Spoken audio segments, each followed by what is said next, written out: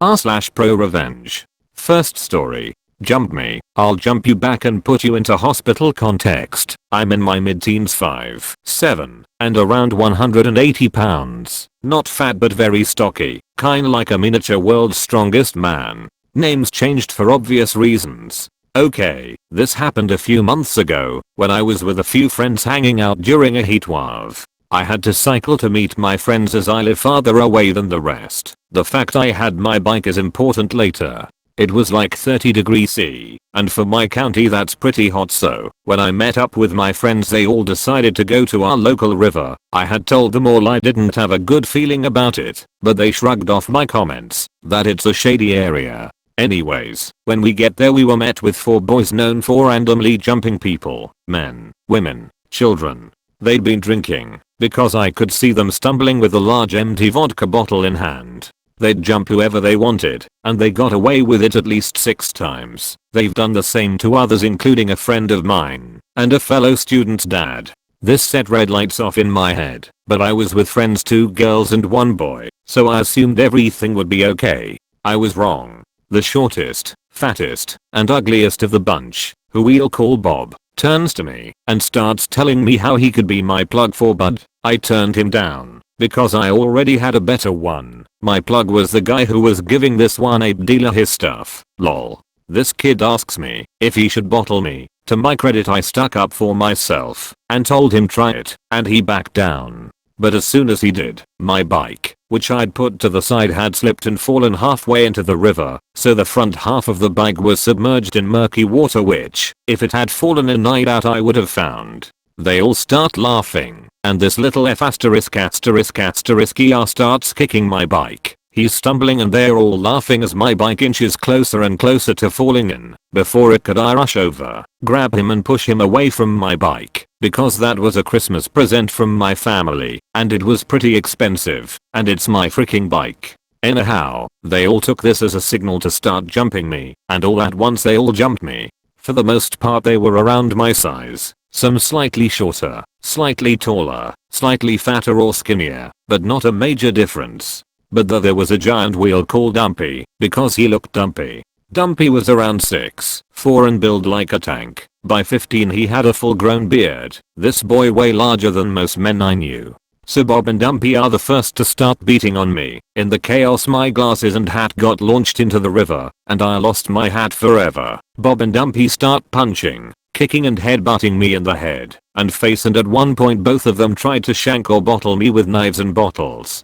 I still don't know how I avoided that. I'm on the floor getting kicked as my friends just stand and watch. So one of the girls, who apparently had bigger balls than my guy friend, grabs Bob and pulls him away. This gave me opportunity to lunge at Dumpy. So there's me, 5'7", trying to take someone on who's almost a foot taller than me. Thankfully I've had experience wrestling siblings and I managed to take his legs out and mount his chest. Nobody was on me, so I seized the opportunity and started pounding all over his face for about 10 seconds as everyone is shocked. Nobody stopped me, and his face was bloodied and cut. His friends grabbed me and get back to jumping me. The kicking, punching and nearly stabbings go on for about 5 minutes from what my friends say. To me it's kinda a blur. I get up and try to get away, and Dumpy stops me. He tells me to kiss his shoes in front of them, or else they're gonna keep beating me. I asked if we were gonna be good after. He told me we'd even.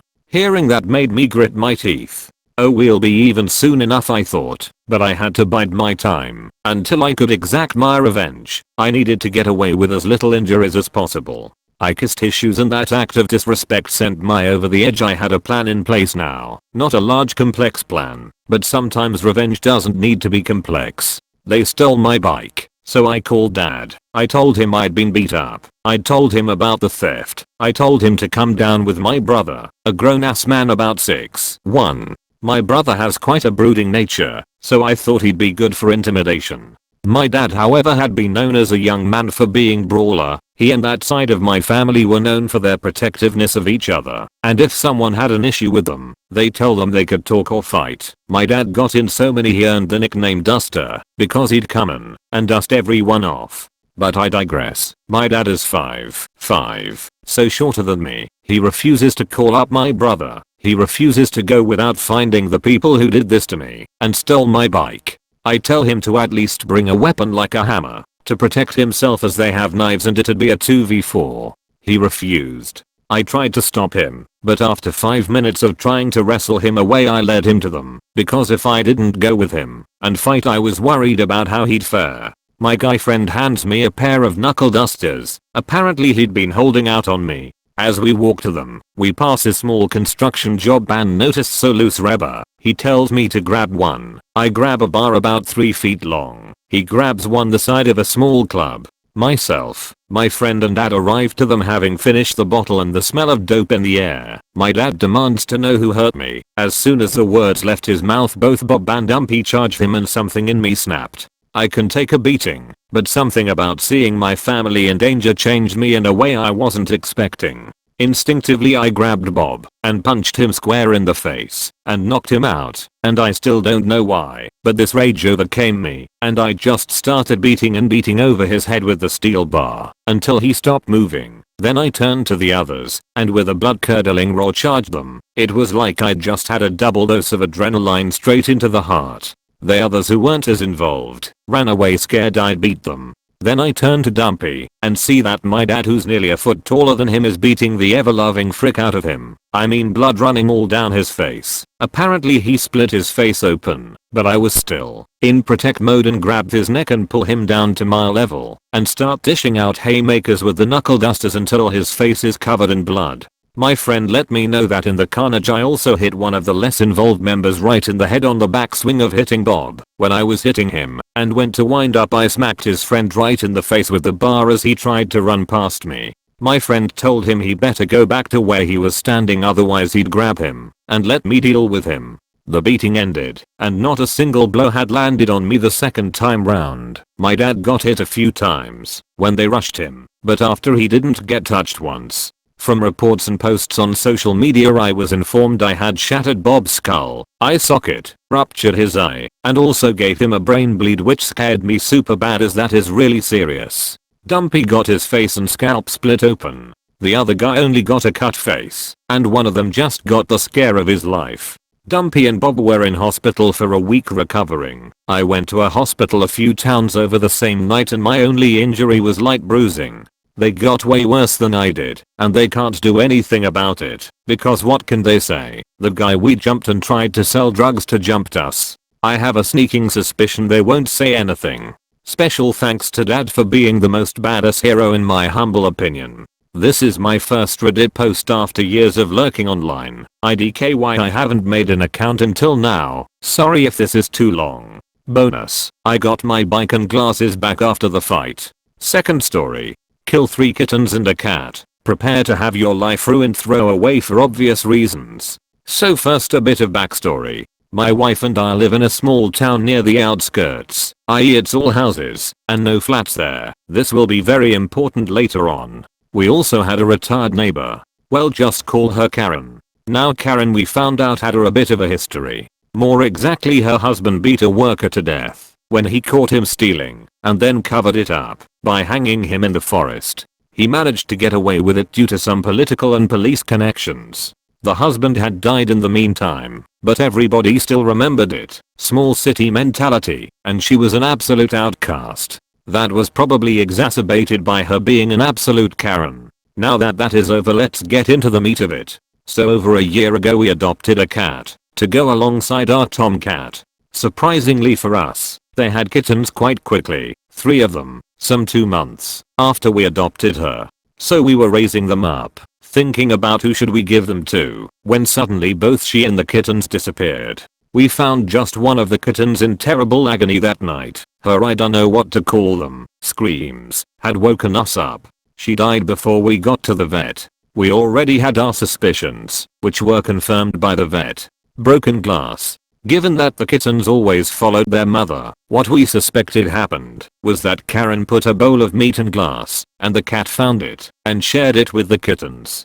My wife wanted to go to the police. I had better ideas in mind. I should mention that the fence between us is an old one made of chicken wire with a lot of holes, very easy to cross. So the next Sunday, when Karen went to church, She was very religious. I went to check through her house. Guess what I found in the trash? The 2 other kittens and the cat. And so I set my plan into motion. Next week, on Sunday I went into her house again. This time I had come prepared. I had cleaned everything flammable between our house and hers. Once inside her house I staged a little accident. She had a very flammable carpet. One well placed, turned candle and it started.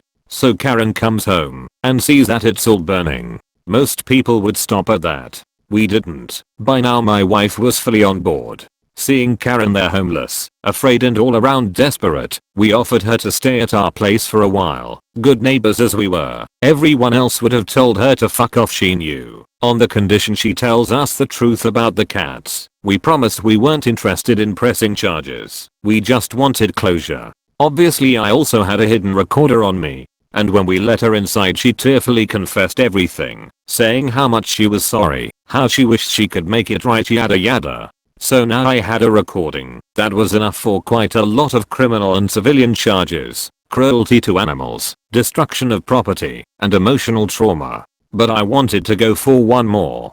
The next week, after she brought all her stuff in, we served her an absolutely delicious lunch, duck with mashed potatoes. The only thing was, her portion had a crap ton of laxatives. So after she started shitting her guts out, we called for an ambulance, insisting she should go to the hospital.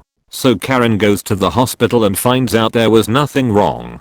Pretty pissed she comes back to our home to find all her stuff on the street and me and my wife on the fence, telling her to fuck off. The main gate to our courtyard however was left partially open on purpose. We also told her we would be pressing charges on the cats. Now entitled, angry and scared bitch that she was, what do you think? Did she take the bait? Of course she did, and she lunged right through the gate to discover both me and my wife had 2 wooden sticks on us that we promptly used to knock her teeth out. We then pressed charges on everything. Damage to property, the cat and kittens were technically our property, emotional trauma, killing the cats and us finding the one that somehow survived for a few hours wailing in our courtyard, breaking and entering and attempted assault. In the end she was sent to 10 years in prison and had to pay $10,000 in damages mainly for the attempted battery and psychological trauma. Really funny thing is she kept all her money in the house that burned down with the house. So if she lives long enough to get out of prison, she will be dirt poor. TL. Dr. My Karen neighbor murdered my cat and kittens just because she was a happiness hating bitch. So me and my wife burned her house, got her in prison for 10 years, made her dirt poor and smashed her face with wooden bats. Edit. Thanks for the platinum you kind stranger. Also to answer the main questions and the replies, why weren't you prosecuted? Well, the only criminal acts were the trespassing and the arson, both of which cannot be proven. As for whether Karen had any connected family, the answer is no. She and her murderer husband had no children, and both him and his odious kin in the police have since died of natural causes. She's like 70 now.